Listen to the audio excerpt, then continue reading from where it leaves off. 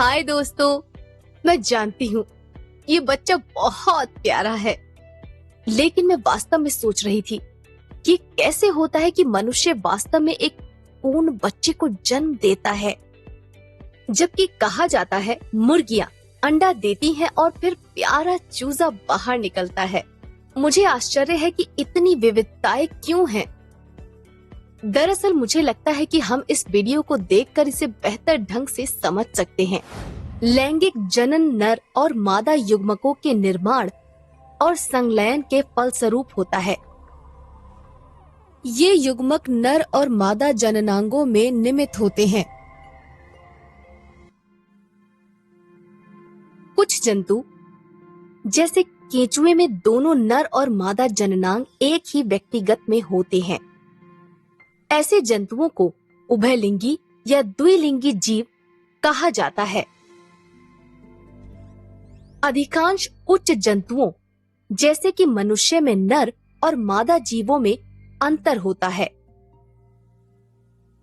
ऐसे जीवों को एक लिंगी जीव कहा जाता है।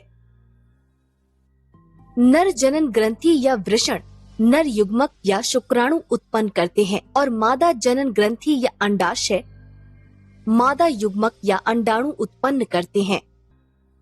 लैंगिक जनन इन दोनों युग्मकों के संयोजन से होता है। दो युग्मकों के संलयन की प्रक्रिया को निषेचन कहा जाता है। मनुष्य में निषेचन जीव के शरीर के अंदर होता है और यह आंतरिक निषेचन कहलाता है। मछली और उभयचरों में निषेचन जीव के शरीर के बाहर होता है। इस प्रकार के निषेचन को बाह्य निषेचन कहते हैं। इस आधार पर कि क्या किसी व्यक्तिगत का विकास मादा जनक के शरीर के बाहर या अंदर होता है, जंतुओं को निम्न प्रकार वर्गीकृत किया गया है। अंडप्रजक और जरायुज जंतु। अंडप्रजक जंतुओं में जैसे उभयचरों में निषेचित अंडे टेडपोल में परिवर्तित हो जाते हैं। ये टेडपोल परिवर्तित होते हैं और अंततः एक परिपक्व व्यक्तिगत के रूप में विकसित होते हैं।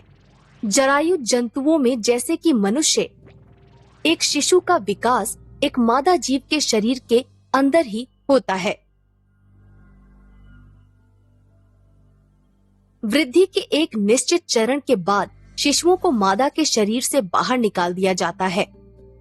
कुछ जंतुओं जैसे शार्क को अंड जरायुज में वर्गीकृत किया गया है, क्योंकि इन निषेचित अंडों को शरीर के अंदर रखा जाता है और शिशु का विकास मादा जीव के शरीर के अंदर होता है, अंड पीतक से पोषण प्राप्त करके।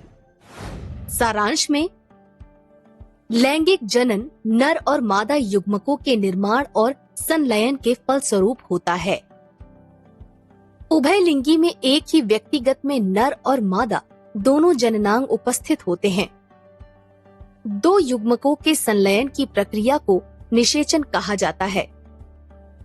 उभयचर जैसे अंडप्रजक जंतुओं में निषेचित अंडे से शिशु पैदा होते हैं।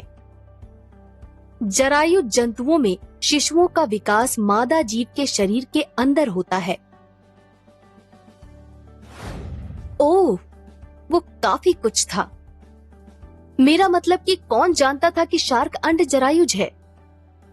ओह, दिलचस्प तथ्यों के बारे में बात कर रहे हैं। क्या आपको एंटोनी वान लीवनहुक याद है, जिन्होंने सबसे पहले जीवित कोशिकाओं जैसे बैक्टीरिया, लाल रक्त कोशिकाओं और प्रोटोजोआ का निरीक्षण किया था। उन्होंने सबसे पहले शुक्राणुओं के अस्तित्व की भी खोज की थी। आपको पता है, ये तो मैं भी नहीं जानती थी। अधिक जानने के लिए देखते रहिए